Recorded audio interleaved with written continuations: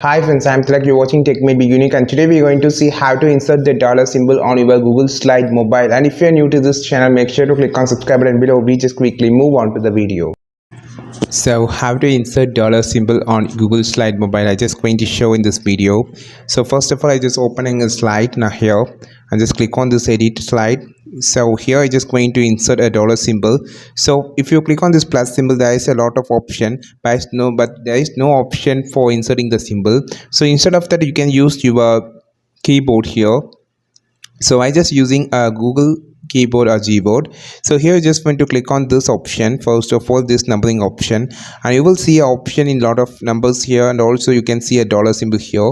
This is how you just insert dollar symbol. You can just select after inserting the symbol, you can just double tap here and you can just select the entire dollar symbol, and you can just click on this A symbol on the top and increase the size of the dollar like this.